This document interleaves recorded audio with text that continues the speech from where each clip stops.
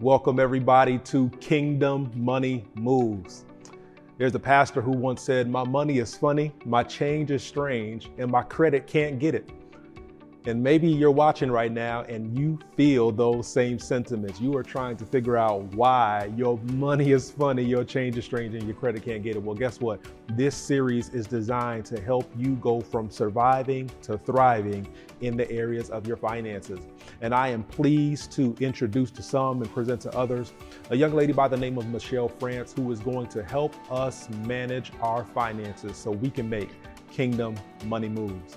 Michelle, how you doing? Fine, how are you? I am doing well. Thank you so much for consenting to do this. I am honored, and listen, I am looking forward to it, maybe more so than the audience, because I need my money to go to a whole nother level. I'm glad to be here. Praise God. So tell me, why are you even interested in doing this for us? So it's funny, when I grew up, there were times that I knew we had money as a child. Well, it felt that way. Yeah. Because, you can get what you want, things seemed fine, the lights were on, And then there were times where things looked tight. I could tell they were tight. Yeah. My parents never talked about finances at all, but I never understood what happened as to why we had money sometime it felt that way and why we didn't. Yeah. It wasn't until I was 18 years old and found myself in six-figure debt. Ooh, wait, hold on. Not six-figure salary, not a six-figure savings account, but six-figure debt. At 18. At 18 years old. And at the same time, I found out that I had an affinity towards numbers, finances, etc. Okay. And then with practical knowledge and mentoringship, I got this thing called money. I got a better understanding of it. And I understood now, in hindsight, why we had and why we didn't have. And so from that, it's just my pleasure. It's exciting for me. I love numbers, to talk about numbers and finances. And if I can do anything to help all of us out, whatever I can do to help you have a better understanding of money. Listen, that is awesome. So I want us to go back just a little bit, because I believe that whenever we have someone new talking to us about something so important, we need to get a little bit of insight into who they are. Okay. So you touched on something and said you were in six-figure debt. Talk just for a few minutes about how that happened, right? What you did to get there, but then more importantly, what you did to get out of that situation. Okay, cool. So I went to college and got a degree in chemistry. And my second year in college we don't have to go through all that, but I ended up purchasing a chemical plant, a literal business, and I was 17 years old. That business, I was clueless on how to handle the money. My parents didn't really know. It was a wonderful opportunity, so we thought, but we were clueless. And when it was all said and done, I was left with some big debt. Wow. And so at a young age, I had to figure out what to do. If not, how the rest of my life would be with all this debt there. And so I later went to school, got a degree in accounting. I have an MBA. And through mentorship and, again, practical knowledge and education, I was able to get out of debt. Wow. Praise God, I've been debt-free for over 20 years, except for a mortgage. And it's just my pleasure. I've been blessed to help other individuals, businesses, and churches. Since I was 25, I've been a treasurer of somebody's church. Okay. And so God has used my knowledge and used me to help churches get their finances together, get them out of debt, and et cetera. But to me, it's the biggest story is myself. Yeah. How I see all the things that I went through. And so when I'm talking, I'm just not talking about something the book says, it's practical knowledge based on what I went through. Absolutely. And what I love about what I'm hearing so far is that not only are you qualified, from an educational standpoint, but you've been there, you've done that. Big time. Right. And I think that's what qualifies most people, right? Not to get too preachy, but that's what qualifies people to go out and share their story. If you've been through something, you have a responsibility to help the former version of yourself, right? And so I am super grateful that you are, teaching us along this series. Speaking of, now, what are some of the things that we're going to be learning during this series? So for sure, we're going to talk about finances in general. Okay. I'm going to talk about understanding income taxes, like for real.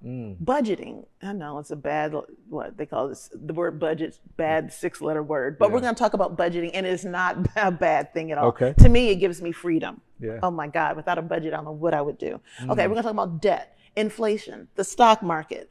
Should I save or invest, and what's the difference? I'm going to talk about retirement. Nice. Credit, insurances, finances, and your children. I'm going to hit all those topics, but understanding the fundamentals of these things is one thing. Yeah. I want to go beyond that. Okay. I want to get to your why. Yeah. Your why. Yeah. My finances changed when I got to my why. Okay. And a why is that gut-wrenching, soul-snapping reason why you do anything. It's the why you got up this morning and wanted to put on that, that jacket to get here. You know what I'm saying? Yeah. I need to get to your why, because when I get to my why and your why, our why, that's when things begin to change. So this is more than just the fundamentals. Saving is this and investing is this. Why does the saving and the investing matter to your why? Yeah, that's awesome. That's awesome. Yeah. So listen, y'all need to make sure you are tuned in to this channel, however you're watching this broadcast, to ensure you get these tips. So listen, Christmas is upon us. This is the time of year where many people go into all sorts of debt to please their children, to please their family, to please their loved ones, right? And then they spend all the next year, right, trying to pay off the credit cards until somewhere around third quarter where they got it paid off, hopefully, and then they start the whole thing all over again. Yeah. Do me a favor, give us some tips on how we can avoid that vicious cycle all over again. Christmas time is here, as the song says. So before I go into that, I have to start off though with a couple of stats. I'm not going to bore you with the numbers. Let's talk about some 2021 stats. Okay. I'm not pulling it from 2018 and these are recent. 2021. Okay. Stat number one. I'm only going to give you two stats before we talk about Christmas. Number one, 80%. If I have 10 people lined up, 8 out of the 10 are in debt. This is stats. This is for real though. Wow. And that has been rising. So let's do this again. Not only are there 8 out of 10 in debt, I mean, think about it. Me, your spouse, your friends, your sibling. Think of 10 people that you know. Right. 8 of them are in debt. Wow. And on average, their debt is about $38,000, and that's not including your mortgage. So one more time, stat one. 80% of Americans are in debt, and it's growing. Yeah. And that debt is about, on average, $38,000, which means less and more. Okay, stat number two. 42% of Americans, 42, that's almost 50, have less than $1,000 in savings. Wow. So let me pause on that one. Yeah. Let that breathe. So wait a minute. 8 out of 10 individuals are in debt. 42% have less than $1,000 in savings. In savings. Now let's talk about what savings is. Savings is not a portion of my paycheck go into the savings account, and then as soon as it goes in, I take it back and put it in the check. That's not savings. Right. I'm talking about $1,000 sitting there that you don't have to touch, and you're not in and out of it. Okay. 42% have less than $1,000. Wow. Okay. Now, before you go on, talk to me about the importance of that $1,000. Because I hear a lot of financial experts, mention that $1,000, and I'm wondering, where did this figure come from? Well, we're going to delve into that a little later. Okay. But I'm trying to tell you that this 42% don't even have $1,000. Wow. They have less than $1,000. Okay, so we can't even talk about $1,000. Right. Okay. Wait. 16% of Americans have between $1,000 and $5,000 saved. So if we add 42 and 16, you got about 58% of people that have less than $5,000 saved. So we're saying more than half of Americans have less than $5,000 saved. Yeah. Now, while $5,000 might seem like a lot of money, just think about it. Your fridge dies. Your car needs a huge repair. Right. Okay. Transmission, something, yeah. In no time, that $5,000 is gone. But let me add one more thing to that, because I'm trying to make a point here before we talk about Christmas. Because of the way the economy is right now, and the inflation has gone crazy, and I know in the grocery store, everything I was tripping just recently. I said, $3 for that? I saw oatmeal for $14 and I lost my mind. $14? $14. Now, granted, I tried to buy the big containers of it, but $14 for some oatmeal. I said, we just gonna have to switch. It won't be any oatmeal and trying to eat healthy or whatever. And that's a whole nother topic by itself, because people are trying to eat healthy and take control of their health and put good in their body, but rising food costs. And here's where I'm at. Of those 58% of Americans who have less than $5,000, 2/3 of them are stating that even that money they're tapping into just to pay for the rising cost of goods and services. Wow. Okay, let's repeat this one more time. Yeah. 58% of us, 80% of us are in debt to the tune of $38,000 on average. Okay. 58% of us, we don't even have $5,000 saved. And whatever we do have saved, we're like taking a little bit from here and here just to survive. Yeah. So when we talk about Christmas, right now debt is up and savings is down. Right. Yeah, we got to think about Christmas and what we're doing with our money, and not just Christmas, period. So I have 6 little tips. Okay. If you haven't begun your Christmas shopping, a lot of us procrastinate. I haven't started. I'm not a Black Friday fan. I did that one year and I bought a TV and I vowed never to do that again. It was like, this TV is not that important to be, dealing with all them crowds or whatever. But yeah, I figured I would wait till probably around the first, second week of December. And then I'll start. Shopping. Okay. While everything is super high. Got you. I got you. Which is crazy. I think for I need thing. this series more than anybody. So if you haven't started shopping, hopefully I give you some tips. But even if you have, there's at least one tip in here I know. Help us save some money. Okay. Number 1. All right.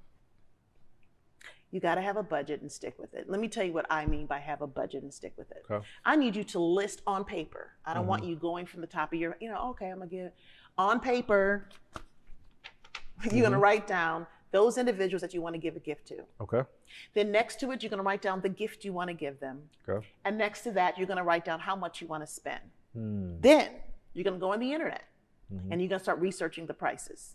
Okay. See, I'll go to this store, When you're done, you're going to add it all up. So, okay, that's $1,000 I need for Christmas. Sure. And then one more thing before we finish this. You have to then say, where am I getting the $1,000 from? You got to say, all this has got to be on paper and you got to say it to yourself. Yeah. And so then you'll say, okay, right now I have $300 sitting here. So I'm short $700. So what I'm going to do is I'll put the $700 in the credit card. In January, when I get paid, I'll add $100 extra. I'll take it from you have to map that whole thing out. And then in February, map it all out. You're going to list the name, what you're giving them, how much you're spending, how much a total is. Then how are you going to have that money? And then you have to figure it all out. And once you figure it out, you might say, it'll be June when I pay the final installment and there's going to be interest on that. So maybe $1,000 is too high. Let's go back through the list. So my son, instead of giving him this, I'm going to give him this. And you're going to go through until you get it to where you are fine with the number, etc. Okay. And then you stick with it. That's my first tip. Okay. Most people don't. You just get, that'll be cute on him and that'll be cute. Oh, she's been wanting, and you just grab, and the next thing you know, you have a bill. Okay, number 2. One of my absolute favorites. There's things and there's experiences. And I think one of the best gifts you can give anybody is an experience. And so the second tip I'm saying is give a time gift. Let me explain. And I do this all the time. If you went to my house and you say, girl, that mac and cheese was on point. And trust me, my mac and cheese is on point. But okay, but we're not going to go there. First. We're not going to go there. And if you said, my gift to you, I'm going to give you a little coupon and a Christmas card. And it says, cash your send between the months of blah, de blah for your own personal dish of mac and cheese. Okay. You got a little creative. I like that. It's called time gifts. I'm putting my time into it, which is more important than just giving you some tie that you may or may not like. Sure. It could be your car is dirty. And so I'm like, you don't ever keep it, girl. I'm so busy. I can't give you a couple coupons. Cash your send for a personal hand washed car. Wow. How about you like the fact that I know how to sew? And then I cash this in for a 2-hour free sewing class with me. What we're doing is, it's not just giving you something. I'm pouring into something that you need and want and giving of my time. How about this? Cash this in for a hike or a walk.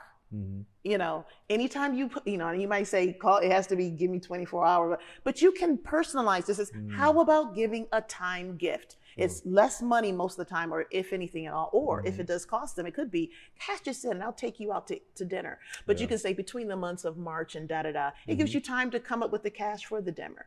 But it's also pouring into the person, which That's what it's all about anyway. Shouldn't it be? I mean, Okay. the Christmas season is all about family, friends, relationships, Experiences. Yeah, I love it. I love it. Number I three. hope y'all are taking notes. Okay, number 3. And maybe I should have made this number 1, but I'm making it number 3. Because it kind of goes with number 1. I need you to assess your gift giving philosophy. Let's be honest. Some of the people on that list, well, last year she gave me, I didn't even give her anything. Sally. Okay, my boss. Why are you putting their name down? Is it so that you can get a gift back? Is it because you feel guilty? Is it because, you get what I'm saying? Yeah, absolutely. Sit down with yourself and just say, like, what is my gift giving philosophy? Sure. Am I giving to help somebody? Am I giving just because, does it make me, oh, Michelle, she gives the best gifts, y'all. You know, what is the reason why I'm giving? Yeah. Assess your own personal giving philosophy. Okay, number 4, shop at non-traditional places. Okay. Don't go to the same places. One of my favorite places is Etsy. Etsy is a website that people who make their own things, they sell it. And a lot of times you get unique ideas. The price is cheaper, and it's so cool. A lot of those are individualized items, so it's kind of cool. Yeah. All right, number 5. Just say no. I ain't got the money. Come on, it's Christmas time. No, You're supposed to say yes to everything. No, I don't have the money. Yeah. You know, we were just talking about the grocery prices are up. The gas, I mean, it's kind of down a little bit now, but it's still up more than it was before. Correct. Yeah. Can I just say this Christmas, y'all just come on over to play some games. This Christmas, come give mama a hug. Yeah. This Christmas, how about all of us put in $5 and $10, buy something and go out into the neighborhood? Can I just say no? No. It's a complete sentence. No is a complete sentence. I love it. Just say no, because I'm gonna tell you something else. If you were my friend and you gave me a gift and oh my God, this is beautiful. Right. And if I knew that you didn't have the money and it's going to take you 6-8 months to pay that off, I would be actually hurt and upset that, don't you ever go in debt, Darrell, trying to give me, you don't even have it. It's not even a gift. Let's be honest. It's not even a gift because it was nothing that you have to give. Yeah. Let's get to that. That's true. It's not a gift if you don't have it to give. And so most family would say, if they care about you, they would say, how about next year? Yeah. Do it up next year. Yeah. Say that one more time. It's a not gift a is gift. something I'm giving you because I have it. Wow. And so if I don't have it and I have to pay and put in the credit card, I don't have it. That's now a burden. It's actually a, wow. Woo. So to know that you gave me those nice pair of pants, but your child might be, your bills might, your debt just went, girl, no. I love the pants, but baby, how about we do this instead? That's why, you know, the time gifts I talked about before. Yeah. So just say no. See, sweet, not this year. And you're not obligated to do any of this anyway. And I love it because it seems as if it goes back to assessing why you're giving it in the first place. Why are you willing to go into debt? Why are you willing to put yourself under financial hardship just so someone can affirm you or acknowledge you? And that's the thing. People sometimes want to give to others just so they can be acknowledged and affirmed, right? It's a psychology thing. And man, I see so many people hurting also they can hear, yay, you, right? No, I get it. And I think you have to say, is this affirmation, is this appreciation, is this acknowledgement worth me losing my whole life over? Maybe losing my house, not being in an apartment. That's a life. Straining myself, working that extra job when I don't want to. Yeah. And this is why what you said before about, I said, I want you to assess your own personal giving philosophy. But if it is that I need that for validation, personal validation, that's why you can give a time gift. Right. So instead, okay, this year, and put it in a nice little box, there's something you still can give. All I'm saying is a gift is something that you're giving because you have it to give. Sure. And we all have time. As long as we're on this side of the earth. At this point, we do have the time. Praise God. So my whole thing is that if you don't have it, you can't give it. Sure. There's absolutely nothing wrong with this year, no. And what about the people, though, who say they don't have time, but they have money?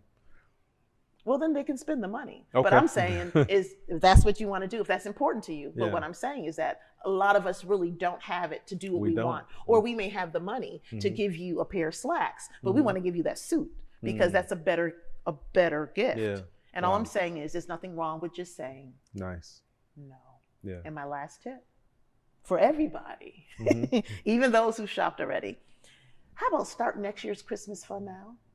So you already know, you did your beautiful list if you followed my instructions, number one. And you already know I need about 1,000, 2,000, 3,000, whatever it is. Sure. If that's important to you, you need for Christmas. So you're going to start now. You're going to divide that number by 12. You're going to get a separate savings account. And every month, you're going to put a 12th of that in. So next Christmas, you got your list. You're not stressing. And it is indeed a gift. Okay, now wait a minute. Let me go back. I heard all of that, but one thing that just stuck out to me was you're getting a separate savings account just for your Christmas shopping. Yeah.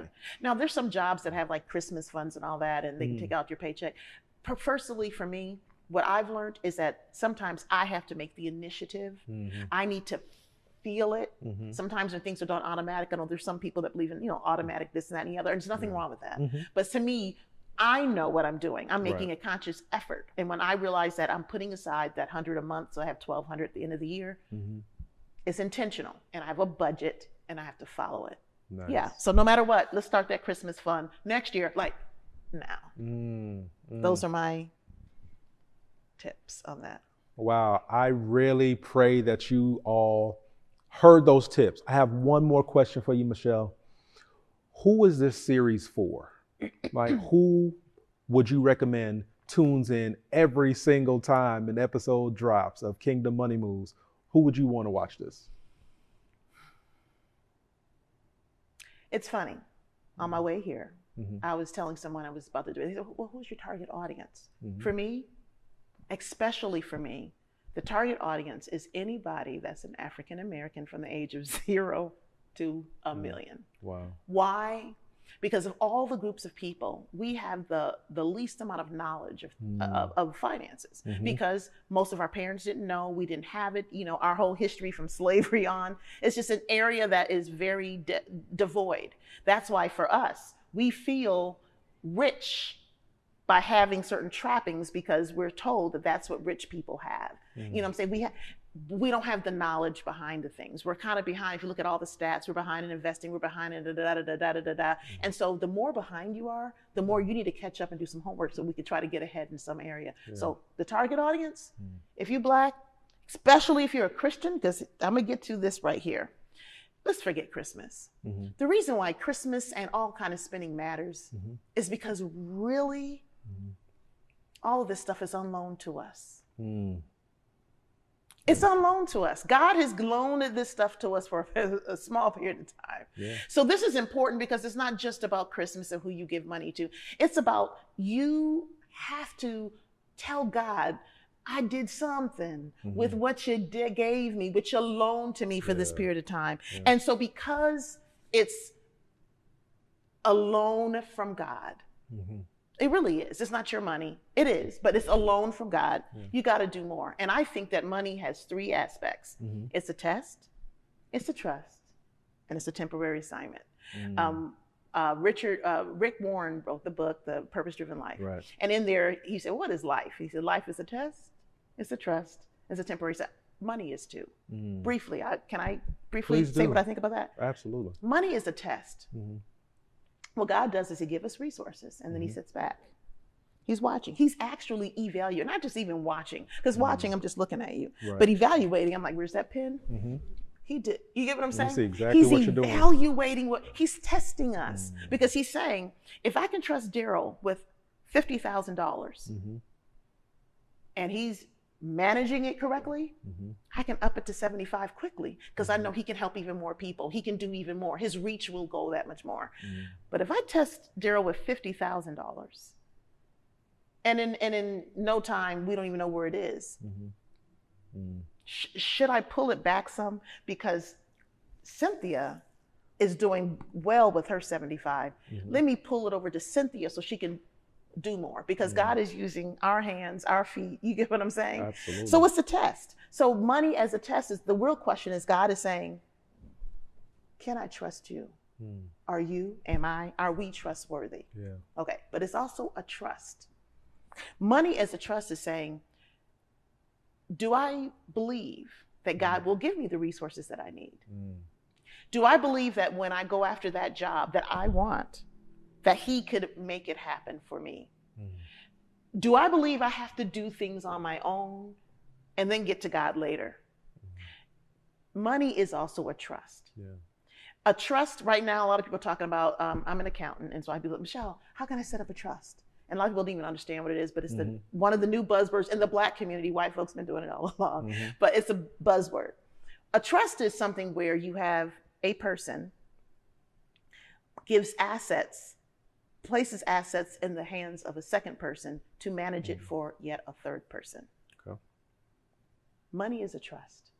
God is saying, I'm putting money in your hands. Now, I'm not just putting money in your hands. I'm even going to tell you how to manage the money. And even if you don't know, you say, well, I don't know. My mother didn't teach me. No. I'm giving you resources like this show.